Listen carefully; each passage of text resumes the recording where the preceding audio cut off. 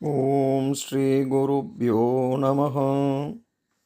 மார்கழி மாதம் 28ஆம் நாளான இன்று நாம் பார்க்க இருக்கும் பெருமாள் கோயில் மதுரை மாவட்டம் குடிகுளத்தில் குடிகொண்டிருக்கும் வேதநாராயணர் திருத்தலத்தின் சிறப்பு பற்றிதான் இன்று நாம் பார்க்க இருக்கிறோம்.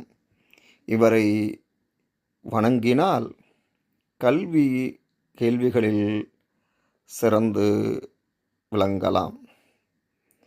ஒருமுறை பிரம்மாவிடமிருந்து மது கைடபர் என்னும் இரு அசுரர்கள் வேதங்களை அபகரித்துச் சென்றனர். இதனால் படைப்புத் தொழில் நின்று போனது.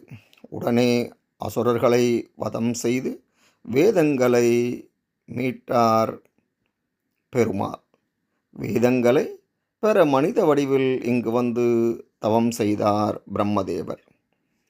பிரம்மதேவரின் தவத்தால் மகிழ்ந்த பெருமாள் அவருக்கு நாராயணராக காட்சியளித்து வேதங்களையும் அவரிடம் ஒப்படைத்தார். இதனால் இங்குள்ள சுவாமிக்கு வேதநாராயணன் என்று பெயர்.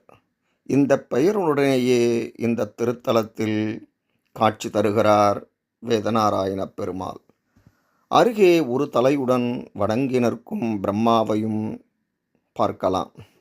அந்நிய படையெடுப்பின் போது ஸ்ரீரங்கம் கோயிலின் உற்சவரான நம்பெருமாளை இக்கோயிலுக்கு அருகே உள்ள குகையில் வைத்துத்தான் நம் முன்னோர்கள் பாதுகாத்தனர். தற்போது அந்த இடத்தில் பெருமாளின் பாதம் அமைந்துள்ளது. இக்கோயில் தீர்த்தமான பிரம்ம தீர்த்தத்தை தண்ணீரில் கலந்து குளித்தால் தோல் வியாதிகள் அனைத்தும் குணமாகும். இந்த திருத்தலம் மதுரை மாட்டுத்தாவணி பஸ் நிலையத்திலிருந்து சென்னை செல்லும் ரூட்டில் 10 கிலோமீட்டர் தொலைவில் அமைந்துள்ளது வேதநாராயண பெருமாள் திருத்தலம்.